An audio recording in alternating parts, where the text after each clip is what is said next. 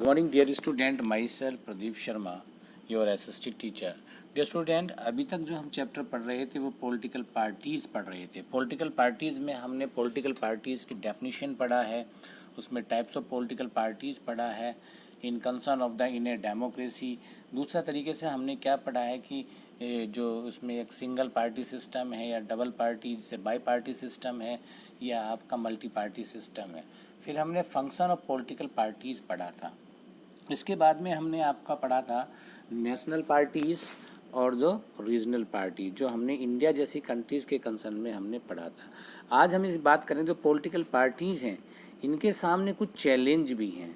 ऐसा नहीं है कि पॉलिटिकल पार्टी देखिए सत्ता में है, सब कुछ है, काम कर रही है, कि इनके पास में कोई चैलेंज नहीं है। तो आज हम इसके चैलेंज के बारे में हम विशेष रूप से पढ़ेंगे। यह भी आपने 6 पॉलिटिकल पार्टी जो नेशनल लेवल पर हैं वो पढ़ लिया हैं।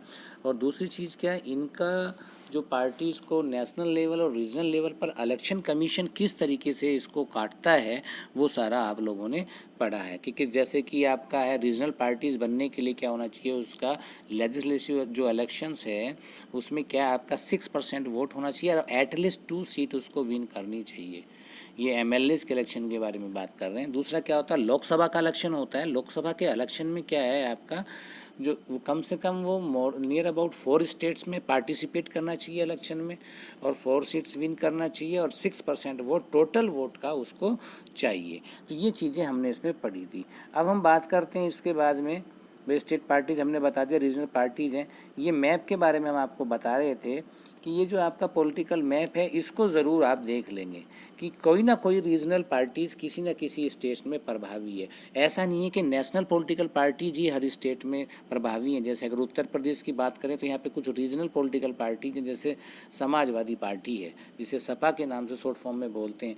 ऐसी आपका जम्मू एंड कश्मीर में भी है, पंजाब में भी है, कहीं ना कहीं ऐसी कुछ पॉलिटिकल रीजनल पॉलिटिकल पार्टीज हैं जो नेशनल पार्टीज़ पर भी भारी पड़ती हैं। तो इस मैप को आप ज़रूर देख लें। कभी कभी बोर्ड में इसमें से 1 मार्क्स का क्वेश्चन पूछ लिया जाता है कि ये जो बताइएगा जो यहाँ पे रीजनल पार्टीज़ का नाम बताइए। विशेषकर कम पूछा जाता है लेकिन फिर भी पूछ लिया जाता है।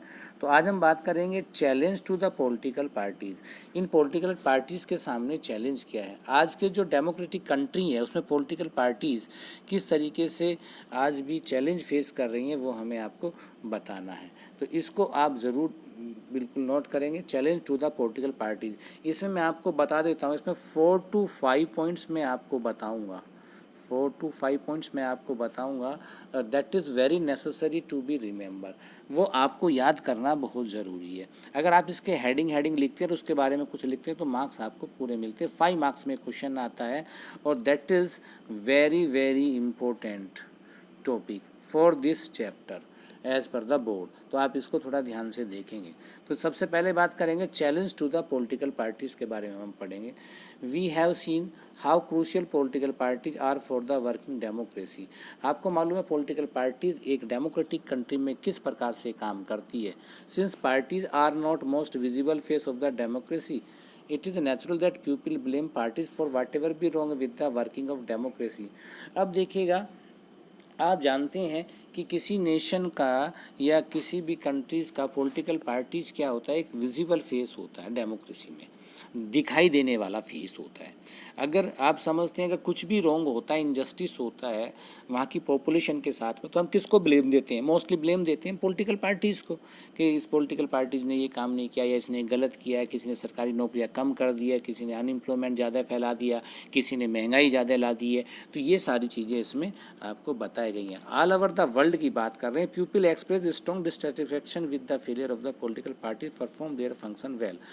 पूरे संसार में, ये नॉट ओनली इन इंडिया, पूरे संसार में लोग जो ये शो करते हैं, डिससेटिस्फैक्शन शो करते हैं जब कोई पॉलिटिकल पार्टीज अपने कार्य को करने में फेल हो जाती है, उसके प्रति असंतोष जताते हैं। अब ये क्या, in this is the case in our country too. हमारी कंट्रीज़ में भी ये केस है कि जब भी कोई पॉलिटिकल पार्टीज़ देश को संभालने में या जनता के अनुरूप काम करने में वो सक्षम नहीं होती है तो हम उसको फेलियर कहते हैं, असंतोष जताते हैं उसके प्रति। Popular dissatisfaction and criticism has B focus on for problem. अब ये सारा डिससेटिस्फैक्शन जो भी प्रॉब्लम्स है वो किस लिए आती हैं, क्योंकि हमारी पॉलिटिकल जो पार्टीज़ हैं उसके सामने कुछ चैलेंज है। आज का जो भी डेमोक्रेटिक कंट्रीज़ हैं या ऑल ओवर वर्ल्ड में जितनी भी पॉलिटिकल पार्टीज़ बनी हैं उसमें कहीं ना कहीं कमियां हैं, वो कमियां हम आपको इसमें बताते हैं वन बाय वन। इसको आप ज़रूर देख लेंगे, यहाँ पे दिया गया है, पोस्टर भी दिखाया हुआ है आपका, इसको ज़रूर वॉच कर लें। कभी कभी पोस्टर दिखा के भी 1 मार्क्स का क्वेश्चन पूछ लिया जाता है। तो इसमें आप देखेंगे working of political parties need to be face and overcome this challenge in order to remain effective instrument democracy. थोड़ा सा हम देख लेते हैं यहाँ पे कहाँ बताया, चैलेंज ही पढ़ रहे हैं हम आपका। तो इसमें जितना भी हमने बताया ये सारी जो पॉलिटिकल पार्टीज़ के सामने जो प्रॉब्लम्स आती हैं और फिर भी पॉलिटिकल पार्टीज़ इन परिस्थितियों से उभर कर आता है और एक डेमोक्रेटिक कंट्रीज़ में एज ए इंस्ट्रूमेंट की तरह वो काम करता है गवर्नमेंट रन करने के लिए। अब 4 कौन कौन से चैलेंज हैं वो याद करिएगा, इनका हेडिंग बहुत ज़रूरी है, आप हेडिंग ज़रूर याद करिएगा। हेडिंग के बाद उसका जो मटेरियल आप लिख सकते हैं, लेकिन हेडिंग के मार्क्स पे आपको मार्क्स मिलने तय हैं। सबसे पहला हेडिंग है lack of the internal democracy. मैं आपको बता दूं, लैक का मतलब है कमी, ऑफ इंटरनल का मतलब आंतरिक, और डेमोक्रेसी का मतलब है प्रजातंत्र। यानी कि जो पॉलिटिकल पार्टीज होती हैं, जो उसका स्ट्रक्चर होता है, जैसे उसमें क्या आपके फॉलोवर्स हैं या मेन तो आपके एक्टिव मेंबर्स हैं और दूसरा पॉलिटिकल लीडर्स हैं। पॉलिटिकल लीडर्स में भी कई क्वालिटी होती है, हायर क्वालिटीज और लोअर क्वालिटी। जो भी कोई पॉलिटिकल पार्टीज़ होती है उसमें टॉप के 4 या 5 या कुछ ही लीडरों के हाथ में अनइवन पावर होती है, अनलिमिटेड पावर होती है इसे, और कुछ के हाथ में कुछ भी पावर नहीं होती, ना वो किसी प्रकार से पॉलिटिकल पार्टीज़ के डिसीजन को वो अफेक्ट कर सकते, इन्फ्लुएंस कर सकते, चाहे वो ये भी जानते हो कि ये जो पॉलिटिकल पार्टी, जो हमारी जो पॉलिटिकल लीडर्स हैं वो गलत निर्णय ले लें, उसका वो तब भी अपोज नहीं कर सकते। तो ये सारी टेंडेंसीज आती है क्योंकि lack of the internal democracy within the party. अगर बात करते हैं all over the world there is a tendency political parties toward the concentration of power in one or few leader of the top.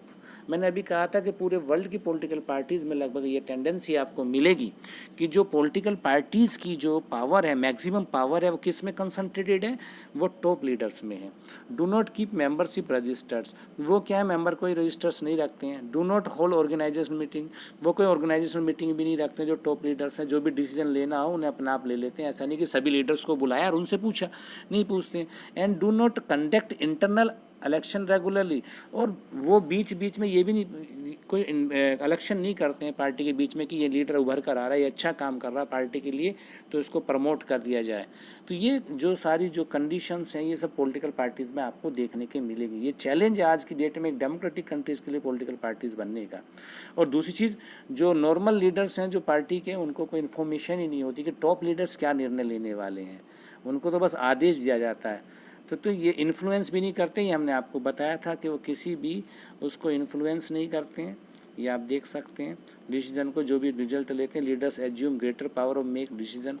जो बड़े leaders हैं वो जो leader लेते हैं उसके, वो कुछ भी उसका अपोज नहीं कर सकते हैं क्योंकि उनके पास में पैरामाउंट पावर होती है, अत्यधिक पावर होती है। दूसरी चीज़ है, ये आपका दिया गया है इसमें, आप इसको भी देख सकते हैं। हाँ, अब आ जाइएगा आगे, difficult to continue the party. चलिए ये आपका देखते हैं, difficult to continue more than loyalty of party principle and policies personal loyalty to be leader become the more. अभी कभी कभी क्या देखा है आपने, देखा कि पॉलिटिकल पार्टी से बढ़ के लीडर हो जाता है। जैसे हम अगर बीजेपी की बात करें, पॉलिटिकल पार्टी से बढ़ के लीडर है मोदी हो जाता है। तो इसी प्रकार से आपने देखा है कि एक पार्टी का वर्चस्व ना होकर किसी विशेष नेता की इम्पोर्टेंस ज़्यादा बढ़ जाती है। तो ये चैलेंज ही है। अब ये तो फर्स्ट चैलेंज में आता है। अब सेकंड चैलेंज देखिएगा आप, the second challenge of the dynastic succession. ये बहुत इंपॉर्टेंट है। डायनेस्टिक सक्सेशन का मतलब है वंशवाद। इसको आप देखिएगा, वंशवाद। वंशवाद का मतलब है कि सबसे पहले राजा, फिर उसका बेटा, उसका पुत्र हुआ, फिर उसका पुत्र जो गद्दी पर बैठते हैं, तो वंशवाद कहलाता है। आज की पॉलिटिकल पार्टीज में ये आपको देखने को मिलेगा।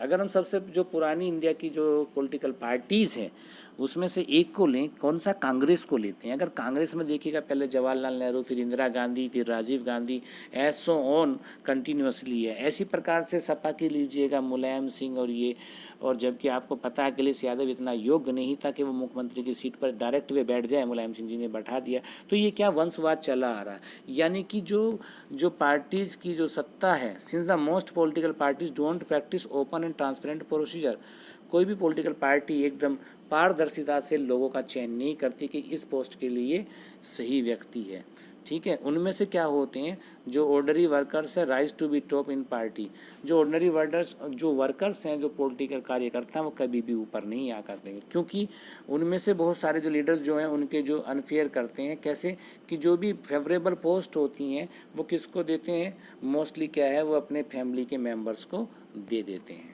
This unfair to the members through that party, this is also bad for democracy, यानी कि एक ही परिवारवाद चला आ रहा है तो वो डेमोक्रेसी के लिए खतरा है, ये इसमें बताया गया है, इसको आप ज़रूर देख लेंगे।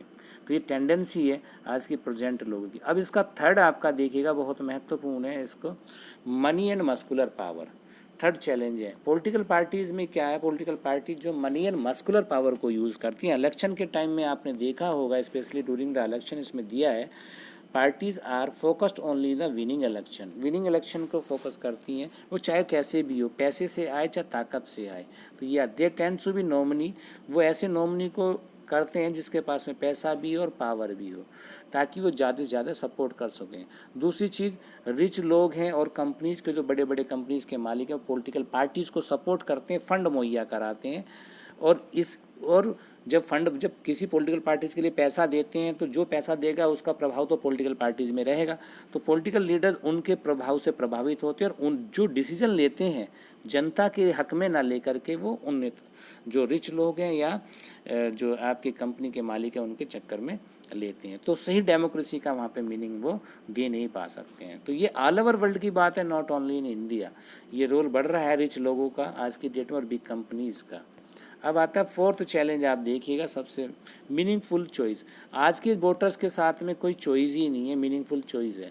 कारण उसका मैं बता देता हूँ कि अगर हम वोट देने जाएँ, बोला कांग्रेस में 2 कांग्रेस का लीडर भी एक अपराधी खड़ा हुआ है, या बीजेपी का भी खड़ा हुआ है, या किसी अदर पॉलिटिकल पार्टीज़ का भी अपराधी खड़ा हुआ है, तो जनता के सामने ये जो वोटर्स हैं उनके पास में कोई पार्टी की चॉइस नहीं है। ऐसी कोई पार्टीज आनी चाहिए, ऐसी कोई पार्टीज़ बननी चाहिए, पॉलिटिकल पार्टीज़ बननी चाहिए जिसका जो है मीनिंगफुल चॉइस हो। जनता जब वोट दे तो उसके सामने मीनिंग हो कि हाँ इसका ये अर्थ है और ये काम ये करेगा और इससे हमारा पार्टी होगा। यहाँ पर जो एक आपका ब्रिटेन के लेबर पार्टी और कंजर्वेटिव पार्टीज़ के बारे में दिया गया, दोनों के मूलभूत जो सिद्धांत हैं वो दोनों के एक जैसे हैं, लेकिन डिफरेंस कहाँ है, वो क्या है, केवल जो पॉलिसीज़ बनी हैं, जो पॉलिसीज़ वहाँ बनाई हैं उसको कैसे फ्रेम करना है, बनाना और कैसे इम्प्लीमेंट करना, केवल उनका डिफरेंसेस यही हैं। जबकि हमारी यहाँ पे पॉलिटिकल पार्टीज़ आप देख सकते हैं उनमें तो लॉट ऑफ डिफरेंस है, आइडियोलॉजी में भी और अदर कंसर्न में भी आप ये देख सकते हैं। तो डियर स्टूडेंट, आज हमने इतना ही सीखा है। मेन चीज़ है, this is very very important question answers आएगा, इसमें से 5 मार्क्स का आता है, तो आप इसे ज़रूर कर लेंगे। इसके जो भी चैलेंजेस हैं आज की डेट में पढ़ेंगे।